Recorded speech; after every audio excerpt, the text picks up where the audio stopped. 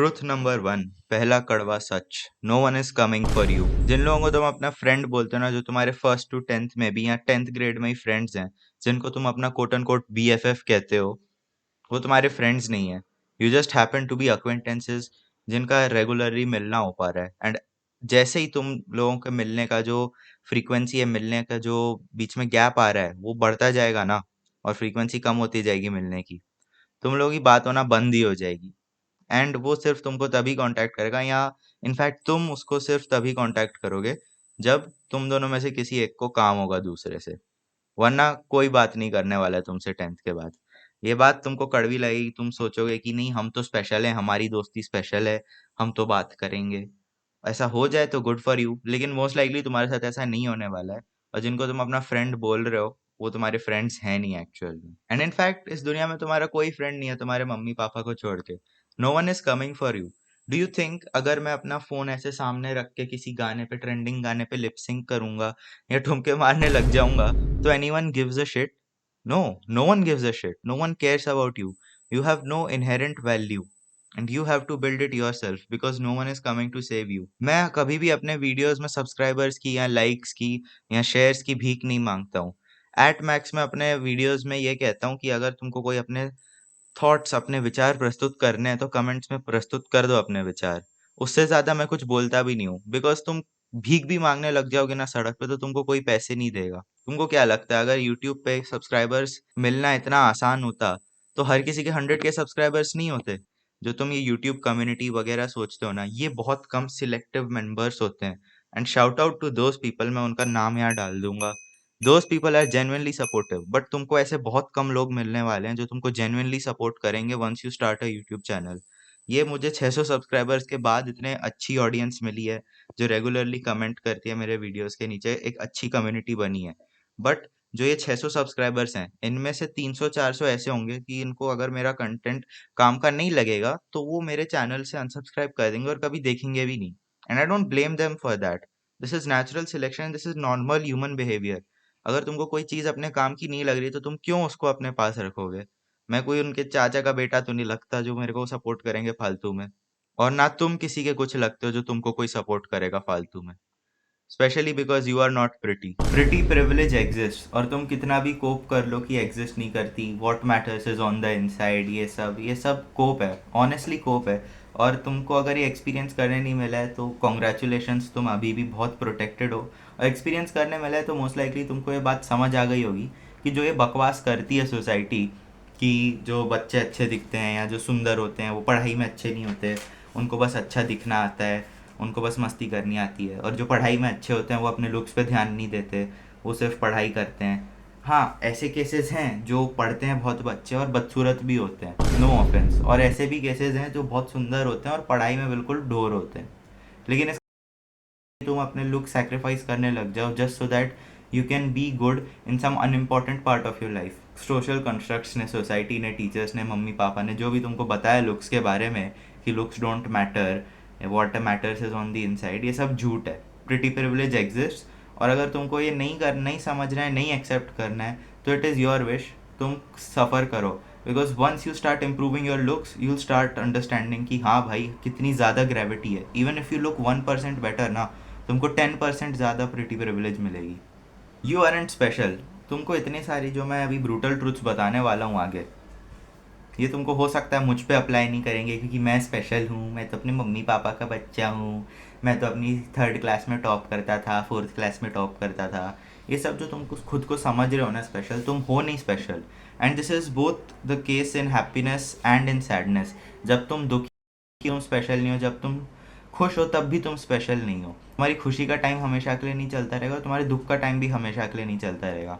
अगर for example तुम कोई दुख को फेस कर रहे हो, तुम्हारे प्रॉब्लम आ रही है लाइफ में, और तुम ऐसा सोचने लग जाओ कि अरे मुझे तो कोई समझता ही नहीं है, सिर्फ मेरी प्रॉब्लम है ये, then of course you are going to have a hard time dealing with it. तुम कोप कर सकते हो बहुत सारे, तुम खुद के लिए सॉरी फील कर सकते हो, but nothing of it is going to help you in the long run, nothing of it is going to help you to solve your problem.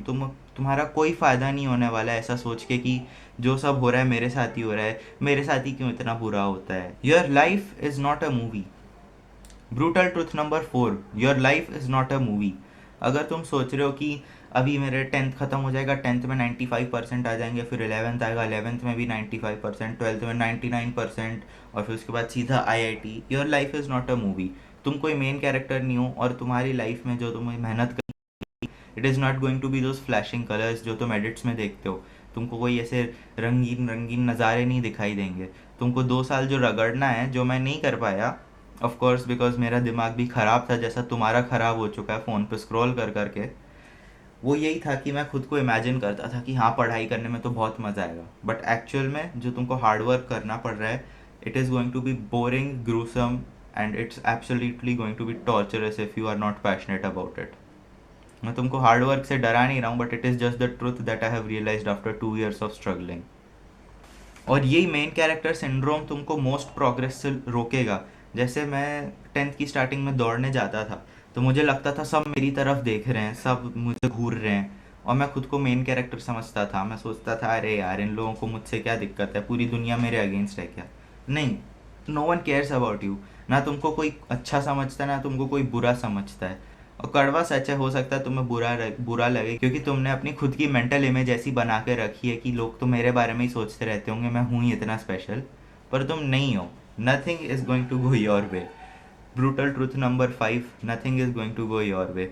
मैंने सोचा था जो मेरी 12th का एंड होगा वो बहुत क्लाइमेटिक होगा भाई, मज़ा ही आ जाएगा बिल्कुल। 12th एंड होगी, और वो जैसे मूवीज़ में दिखाते हैं ना, ऐसे फुर्र करके पेपर फेंकते हैं, लास्ट पेपर के दिन आते हैं बाहर। कुछ नहीं हुआ वैसा। मेरे 12th के पहले मैं जेई का पढ़ रहा था, और 12th के बाद भी जेई का पढ़ रहा हूँ। एंड जो मैंने सोचा था 10th में कि 11th में ऐसे पढ़ाई होगी, खूब मज़ा आएगा, 12th में ऐसी पढ़ाई होगी, खूब मज़ा आएगा, वैसा एक दो मोमेंट्स ही हुए।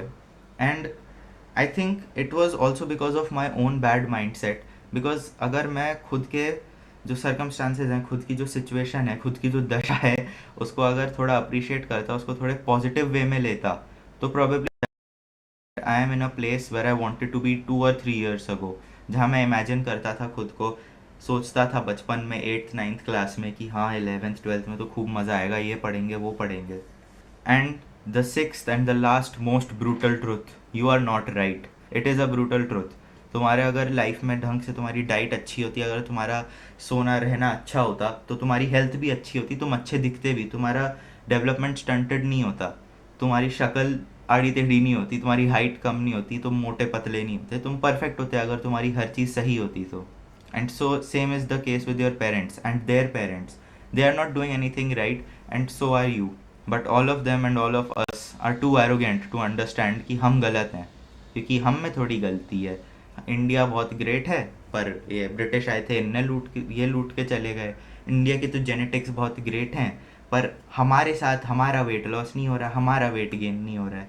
It is all coping is going to be your biggest pitfall on your self improvement journey. Honourable mention, being an introvert, ये सबसे बड़ी बेवकूफ़ी है। 10th में मैं एक सिग्मा मेल अल्फ़ा मेल वाले वीडियोस बहुत देखता था। मैं खुद को समझता था हाँ भाई, हम तो सिग्मा हैं, हम तो लड़कियों से बात नहीं करते, हम में तो एटीट्यूड है, हम तो ये हैं वो हैं। कुछ नहीं था मैं भाई, मैं अभी भी कुछ नहीं हूँ। कौन हूँ मैं? किसी का करोड़पति का बेटा हूँ, लाखपति का बेटा हूँ? नहीं हूँ, कुछ नहीं हूँ मैं फ़ोन पे ये वीडियो शूट कर रहा हूँ, लैपटॉप पे अपने एडिट करूँगा। मैं कोई एडिटर हायर नहीं कर सकता, मैं महंगी महंगी लाइटें नहीं खरीद सकता, मैं कोई नहीं हूँ। And so are you are also a nobody. और अगर तुम सोच रहे हो कि हम इंट्रोवर्ट हैं और ये बहुत शान की बात है, अगर तुम ये समझ रहे हो ना, तो इससे ज़्यादा बेवकूफ़ी की कोई बात ही नहीं है। 10th में एंड ऑलमोस्ट 11th के आधे तक मैं बहुत बड़ा इंट्रोवर्ट था, बट उसके बाद धीरे धीरे खुद ही से मैं एक्सट्रोवर्ट बनना शुरू हुआ। एंड 11th में मैंने अपनी अपीयरेंस पे ध्यान दिया, अपने नेचर पे ध्यान दिया, थोड़ा कॉन्शियस हुआ। I am pretty sure it was just puberty, but जो भी है, I would give myself 100% credit for becoming an extrovert, for forcing myself to become an extrovert. अभी मैं इतना एक्सट्रोवर्ट हो चुका हूँ कि मैं 10-15 मिनट तक लगातार बातें कर सकता हूँ, which I dreaded when I was in 10th grade. पर मैं I was too stubborn to accept it. मैं बहुत ही ज़िद्दी था, मैं ये एक्सेप्ट करना ही नहीं चाहता था कि मुझसे बात नहीं की जाती। मैं क्या बोलता था, हम तो सिग्मा मेल हैं, अल्फ़ा अल्फ़ा चैड हैं, हम तो वू। वीडियो अगर यहाँ तक देख रहे हो तो भाई बहुत समझदार हो तुम। You don't have the ruined attention span of those gold fishes जो दिन भर स्क्रॉल करते रहते हैं keep grinding, keep improving and stay hard.